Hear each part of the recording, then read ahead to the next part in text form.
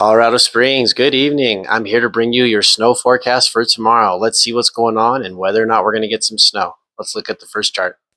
As we follow the forecast funnel down from the top to the bottom, looking at the upper air chart, we can see that there is in fact no cutoff low pressure system. You'd want to see a circle over southern Colorado or northern New Mexico.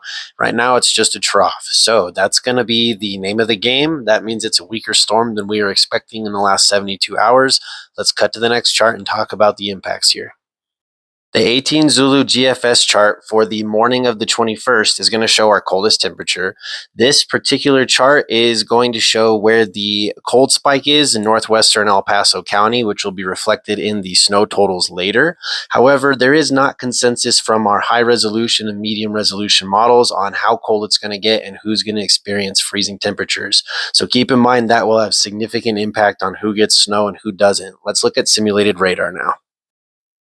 All the way down at the bottom of our forecast funnel, we have simulated radar, so we can look at Colorado Springs. Starting at 7 a.m., this is the 18 Zulu HRRR simulated radar. It shows the precipitation beginning no later than 18 Zulu or 11 a.m. local tomorrow morning, and then it shows it going off and on throughout the day, overnight, into Friday morning, ending at about 2 a.m.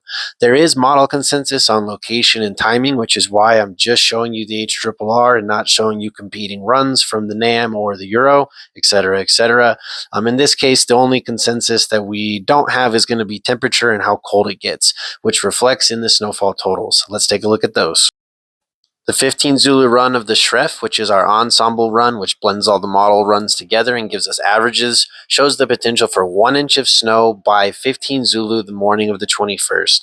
Overall, let's just talk about the conclusions of what's going to happen and show you the 4-inch chart here in a second as well. Basically, northwestern El Paso County above 6,000 feet has the potential to see up to 2 inches. There's very, very, very small chance that we could see more than that depending on how cold it gets. Below 6,000 feet, it's going to be an accumulating mix of rain and snow. Most of it's going to accumulate as rain.